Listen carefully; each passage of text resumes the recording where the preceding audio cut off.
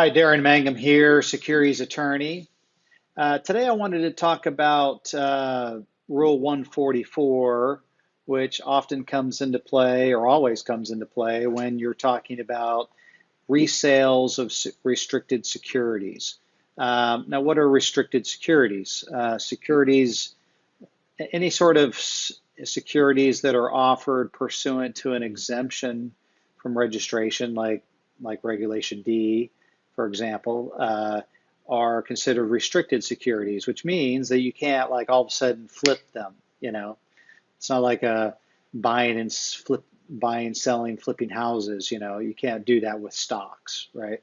I mean, publicly traded stocks, you could day trade, buy them, sell them within minutes, seconds of each other. But when it comes to restricted securities, those are securities when you buy it pursuant to an exemption from registration.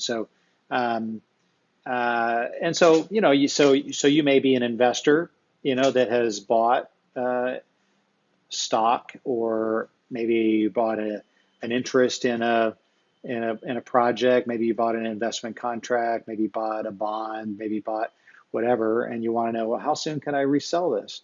Or maybe you're in most cases, most of our clients are issuers or companies that are raising capital. You're sitting in front of an investor, and they're saying, hey, well, how soon could I, if I wanted to sell, could I sell? Or could I get out of this if I wanted to? And the truth of the matter is, there is a holding period that is required. Now, Rule 144, it covers both reporting issuers, ones that are companies that are reporting with the SEC, and then non-reporting, which is by and large most of our clients are non-reporting issuers. They're either private funds, they're private investors, doing seed rounds, what have you. But so they're considered non-reporting issuers. If you're a reporting issuer, meaning you're filing statements with the SEC and all of that, then there's a 6-month holding period if you want to resell. So from the date you buy the investment, you have to hold it for 6 months. More commonly, again, dealing with non-reporting issuers, clients that are raising capital privately or under an exemption through a private placement memorandum or Regulation D, there's a 1-year hold for those people. And now, if you're an affiliate of the company, which means you're sort of an insider, maybe you're an officer, director, maybe you want to sell some stock, you can sell after a 1-year period after receiving the stock or buying the stock. Let's say you received a stock award, or you received stock compensation in some way. Well, so certainly you need to hold on to those securities for at least a year, and then you could start reselling them to another investor, provided that whoever's buying it from you has access to all the material information, usually through a PPM or a private placement memorandum or some other disclosure. If you're not an affiliate, if you're not an affiliate, you're not a control person, you're just an investor, and you bought into a private placement memorandum, there is still a 1-year hold.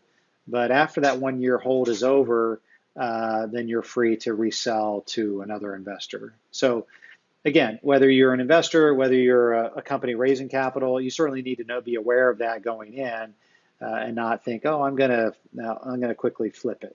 Now, that's Rule 144. There are a few other exemptions that would allow you to resell on a very limited basis. Sometimes those are referred to. There's an exemption under Section 3A7 of the Investment Company Act that it would allow you to resell to another accredited investor within a 3-month period. And there's also Section 4A2 and 4A1 used in conjunction. Sometimes it's called a 4.1A.5 transaction that would possibly allow you to resell within a within a 6-month period of time. But again, those are very limited special circumstances. Definitely, especially if you're the company and you have an investor that is saying, "Hey, I bought this stock or I invested in your fund and I want to resell to somebody else."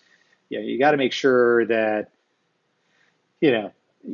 there's an exemption that covers that transaction. You certainly don't want to mess it up, because it could certainly jeopardize um, your exemption from registration. So anyway, glad to help you. I'm going to try to post a simple summary of these differences. I know a lot of devil's in the details on everything, right? So I'm going to try to post a little chart in the comments below that kind of summarizes that.